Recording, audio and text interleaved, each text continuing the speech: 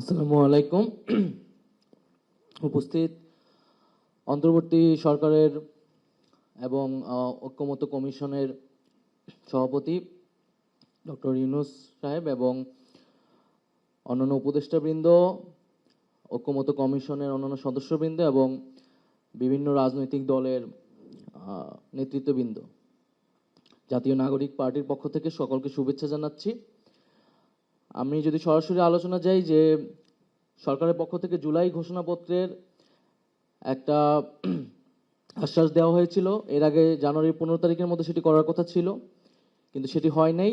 সাম্প্রতিক আওয়ামী লীগ নিষিদ্ধের যে আন্দোলন, সে আন্দোলনের প্রেক্ষিতে সরকার 30 কার্যদিবস ঘোষণা করেছিল। আমরা দেখছি অনেকগুলো কার্যদিবস হয়ে গেছে এবং সেই জুলাই ঘোষণাপত্রের জারি করার ক্ষেত্রে সরকার কি ধরনের উদ্যোগ নিয়েছে বা সেটি কবে হবে সেটা আমরা এখনো পরিষ্কার হতে পারি না। আমি আশা করব যে সরকার যে প্রতিশ্রুত সময়, সেই সময়ের মধ্যে জুলাই ঘোষণাপত্র জাতির সামনে জারি করবেন।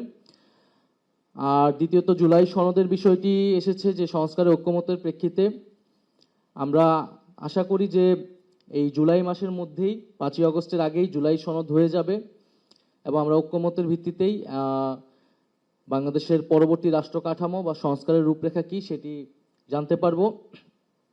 এখানে নির্বাচনের তারিখ নিয়ে অনেক আলোচনা হচ্ছে, কিন্তু আমাদের দলীয় মত হচ্ছে যে আমরা বিচার, সংস্কার এবং নির্বাচন, সেটি গণপরিষদ নির্বাচনের কথা বলে আসছি। যদি জুলাই সনদ ঘোষণার আগেই নির্বাচনের তারিখ ঘোষণা হয়ে যায়, তাহলে আসলে সংস্কার প্রক্রিয়া ব্যাহত হবে বলে আমরা মনে করি।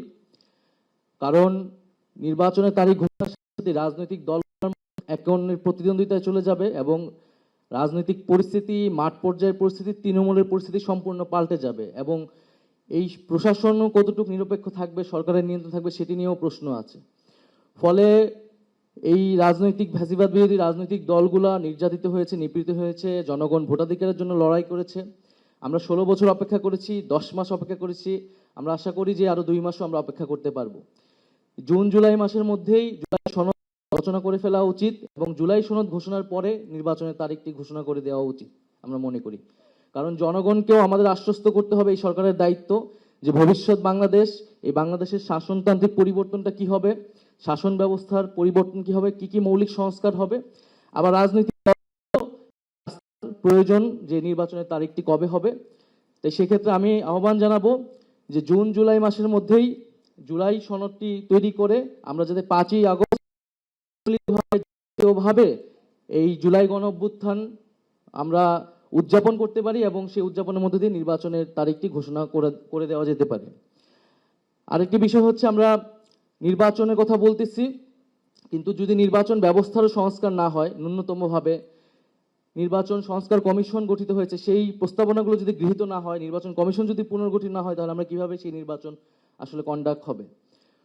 এবং নির্বাচন কমিশনের নিরপেক্ষতা নিয়ে প্রশ্ন উঠেছে। আমরা প্রধান উপদেষ্টার কাছে আমাদের সেই উদ্বেগ জানিয়েছি। সরকার সেইটি হয়তো বিবেচনা করবেন। আর পাশাপাশি আমরা দেখতে পাচ্ছি যে গভীর উদ্বেগের সাথে যে আমাদের নির্বাচন কবে হবে কি হবে না, এটি সরকার, এটি কখনোই সামরিক যারা দায়িত্বে আছেন তাদের জায়গা থেকে আসতে পারে না এবং রাজনীতির যে সামরিকীকরণ, সেটা থেকে কিন্তু আমাদের অনেক লড়াই করে বের হতে হয়েছে এবং এটা কোনো গণতান্ত্রিক চর্চা নয়। ফলে সেই বিষয়ে আমরা যাতে সচেতন থাকি এবং কোনো দলও সেটিকে সমর্থন করছে, এটি আমাদের গণতন্ত্রের জন্য অনেক উদ্বেগের। নির্বাচন কবে হবে, যেদিনই হোক না কেন, এটা একটা রাজনৈতিক সিদ্ধান্ত, রাজনৈতিক দলগুলো এবং সরকারকে এই সিদ্ধান্ত নিতে হবে, অন্য কেউ এ বিষয়ে কথা বলতে পারবে না। আমরা দেখছি বিদেশি শক্তি, বিভিন্ন আমাদের যেই স্বাস্থ্যকারী দেশ, তারাও নির্বাচনের তারিখ নিয়ে কথা বলছে।